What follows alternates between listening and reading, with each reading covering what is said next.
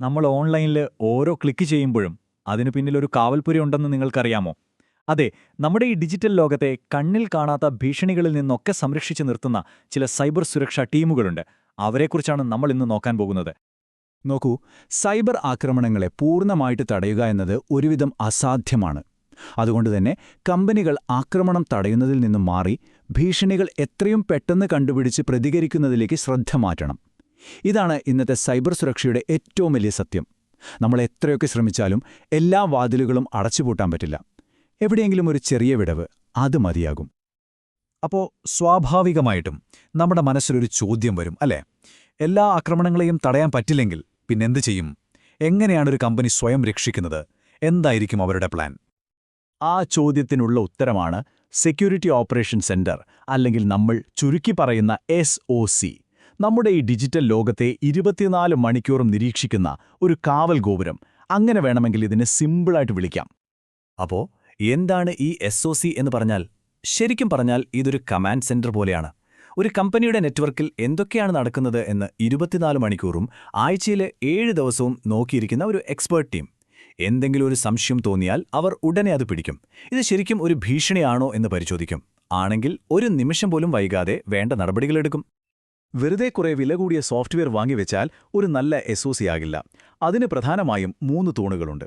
ഒന്നാമത്തേത് നല്ല കഴിവുള്ള ആളുകൾ, രണ്ടാമത്തേത് ഏറ്റവും പുതിയ ടെക്നോളജി, പിന്നെ കൃത്യമായ പ്രവർത്തന രീതികൾ. ഈ 3 കാര്യങ്ങളും ഒരുമിച്ച് ഒത്തുചേരുമ്പോഴാണ് ഒരു SOC ശരിക്കും പവർഫുൾ ആകുന്നത്. ഓക്കെ, അപ്പോൾ SOC എന്താണെന്ന് നമുക്ക് മനസ്സിലായി. ഇനി ഈ SOC എന്ന് പറയുന്നത് ഒരു വലിയ കളിയുടെ ഭാഗം മാത്രമാണ്. ആ വലിയ കളിയെ, അല്ലെങ്കിൽ ആ വലിയ തന്ത്രത്തെയാണ് നമ്മൾ സെക്യൂരിറ്റി മാനേജ്മെന്റ് എന്ന് വിളിക്കുന്നത്. നമുക്കതിലേക്കൊന്ന് നോക്കാം. അപ്പോൾ എന്താണ് ഈ സെക്യൂരിറ്റി മാനേജ്മെന്റ്?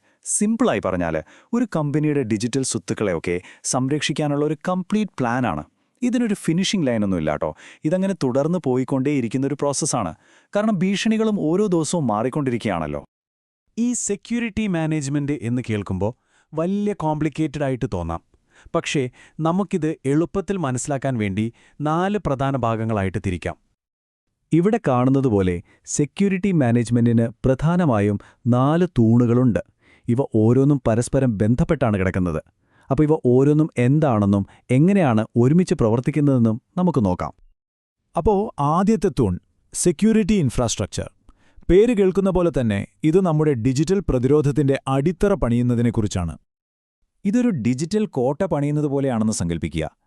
പെരിമീറ്റർ സെക്യൂരിറ്റി എന്ന് പറയുന്നത് കോട്ടയുടെ പുറത്തുള്ള വലിയ മതിലാണ്. നെറ്റ്വർക്ക് സെക്യൂരിറ്റിയോ, അത് കോട്ടയ്ക്കകത്തെ വഴികളെയും ഇടനാഴികളെയും സംരക്ഷിക്കുന്നു. ഇതുപോലെ ആപ്ലിക്കേഷൻ, ഹോസ്റ്റ്, ഡാറ്റ, അങ്ങനെ ഓരോ ലെവലിലും ഡിജിറ്റൽ മതിലുകളും പൂട്ടുകളും വെച്ച് നമ്മൾ സുരക്ഷ ഉറപ്പാക്കുന്നു. ഇനി രണ്ടാമത്തെ തൂണിലേക്ക് വരാം. സെക്യൂരിറ്റി പ്രിവെൻഷൻ, അതായത് പ്രശ്നം വന്നിട്ട് പരിഹരിക്കുന്നതിന് പകരം പ്രശ്നങ്ങൾ വരാനുള്ള സാധ്യതകൾ മുൻകൂട്ടി കണ്ട് അടയ്ക്കുക. അതാണിതിന്റെ ലക്ഷ്യം. ഇവിടെ പ്രധാനമായും 2 സ്റ്റെപ്പുകളാണുള്ളത്. ആദ്യത്തേത് വൾണറബിലിറ്റി അസസ്മെന്റ്. നമ്മുടെ സിസ്റ്റത്തിൽ എന്തെങ്കിലും പഴുതുകളോ അറിയപ്പെടുന്ന ബലഹീനതകളോ ഉണ്ടോ എന്ന് സ്കാൻ ചെയ്ത് കണ്ടുപിടിക്കും. രണ്ടാമത്തേത് പെനട്രേഷൻ ടെസ്റ്റിംഗ്. ഇത് കുറച്ചുകൂടി അഡ്വാൻസ്ഡ് ആണ്. നമ്മളൊരു ഹാക്കറെ പോലെ നമ്മുടെ സിസ്റ്റത്തെ തന്നെ ആക്രമിക്കാൻ ശ്രമിക്കും.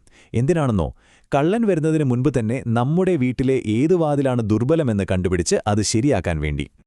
ഇനി മൂന്നാമത്തെ തൂൺ കംപ്ലയൻസ് ആൻഡ് വാലിഡേഷൻ, അതായത് നിയമങ്ങളും ചട്ടങ്ങളും പാലിക്കുക.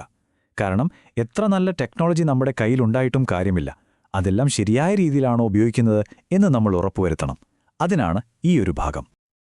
ഇവിടെ എന്താ ചെയ്യുന്നതെന്ന് വെച്ചാൽ, ആ സ്ഥാപനം നിലവിലുള്ള ഇൻഡസ്ട്രി സ്റ്റാൻഡേർഡ്സും പിന്നെ അവർക്ക് വേണ്ടി തന്നെ ഉണ്ടാക്കിയ സുരക്ഷാ നിയമങ്ങളുമൊക്കെ കൃത്യമായി പാലിക്കുന്നുണ്ടോ എന്ന് പരിശോധിക്കും. ശരിക്കും പറഞ്ഞാൽ ഇത് നമ്മുടെ സുരക്ഷാ പ്രവർത്തനങ്ങൾക്ക് ഒരു കൃത്യമായ രൂപവും ദിശാബോധവും കൊടുക്കുന്നു. ശരി, ഇനി നമ്മൾ വരുന്നത് അവസാനത്തെയും ഒരുപക്ഷെ ഏറ്റവും ആക്റ്റീവായതുമായ തൂണിലേക്കാണ്, സെക്യൂരിറ്റി ഓപ്പറേഷൻസ്. ഇത് നമ്മൾ ഇത്രയും നേരം സംസാരിച്ചു കൊണ്ടിരുന്ന വിഷയത്തിന്റെ ഹൃദയഭാഗമാണ്. സെക്യൂരിറ്റി ഓപ്പറേഷൻസ് എന്ന് പറഞ്ഞാൽ ഇതാണ് ശരിക്കുള്ള യുദ്ധകളം. സൈബർ സുരക്ഷയുടെ ദൈനംദിന പോരാട്ടം നടക്കുന്നത് ഇവിടെയാണ്. SIEM പോലെയുള്ള ടൂളുകൾ ഉപയോഗിച്ച് എന്തെങ്കിലും സുരക്ഷാ പ്രശ്നങ്ങളുണ്ടോ എന്ന് കണ്ടുപിടിക്കുക, ഉടനെ പ്രതികരിക്കുക, അതിനെപ്പറ്റി റിപ്പോർട്ട് ചെയ്യുക, ഇതെല്ലാമാണിതിൽ വരുന്നത്. ഏറ്റവും പ്രധാനം ഇതാണ് നമ്മുടെ SOC ടീമിന്റെ പ്രധാന തട്ടകം. അപ്പോൾ ഇത്രയൊക്കെ പറഞ്ഞതിൻ്റെയൊക്കെ അർത്ഥമെന്താണ്? ഇതെല്ലാം നമ്മളെ, അതായത് സാധാരണക്കാരെ എങ്ങനെയാണ് ബാധിക്കുന്നത്? സിമ്പിളാണ്. നമ്മൾ സംസാരിക്കുന്നത് നിങ്ങളുടെ ഓരോ ഡാറ്റയുടെയും കാവൽക്കാരെക്കുറിച്ചാണ്. നോക്കൂ, സൈബർ സുരക്ഷയിൽ പണ്ട് തൊട്ടേയുണ്ടായിരുന്ന ഒരു ചിന്താഗതി ആകെ മാറിയിട്ടുണ്ട്. പണ്ടൊക്കെ എല്ലാ ആക്രമണങ്ങളെയും തടയണം എന്നതായിരുന്നു ലക്ഷ്യം. പക്ഷേ ഇന്നോ എല്ലാ ആക്രമണവും തടയാൻ പറ്റില്ല. അതുകൊണ്ട് വരുന്നതിനെ എത്രയും പെട്ടെന്ന് കണ്ടുപിടിച്ച് പ്രതികരിക്കണം എന്നായി. ഈയൊരു വലിയ മാറ്റമാണ് SOCയുടെ പ്രാധാന്യം ഇത്രയധികം വർദ്ധിപ്പിച്ചത്. അതുകൊണ്ട് ഇന്നത്തെ ഒരു മോഡേൺ SOCയുടെ മിഷൻ എന്താണെന്ന് ചോദിച്ചാൽ ഒറ്റ വാക്കിൽ പറയാം: നിരന്തരമായ ജാഗ്രത. കണ്ടിന്യൂസ് ആയിട്ട് മോണിറ്റർ ചെയ്യുക, എന്തെങ്കിലും പ്രശ്നമുണ്ടെങ്കിൽ തന്നെ കണ്ടുപിടിക്കുക, അതിവേഗം പ്രതികരിക്കുക. ഇതാണ് സംഗതി. അപ്പോൾ ഈ ചർച്ച ഇവിടെ അവസാനിപ്പിക്കുമ്പോൾ ഞാൻ നിങ്ങളുടെ മുന്നിലേക്കൊരു ചോദ്യം വയ്ക്കുകയാണ്. നിങ്ങൾ ദിവസവും ഉപയോഗിക്കുന്ന ആപ്പുകളിലും സേവനങ്ങളിലുമൊക്കെ നിങ്ങളുടെ ഡേറ്റയെ, നിങ്ങളുടെ വിവരങ്ങളെ ആരാണ് ഇതുപോലെ സംരക്ഷിക്കുന്നത്? നിങ്ങൾ എപ്പോഴെങ്കിലും അതിനെക്കുറിച്ച് ചിന്തിച്ചിട്ടുണ്ടോ? ഇതൊരു വളരെ പ്രധാനപ്പെട്ട ചോദ്യമാണല്ലേ?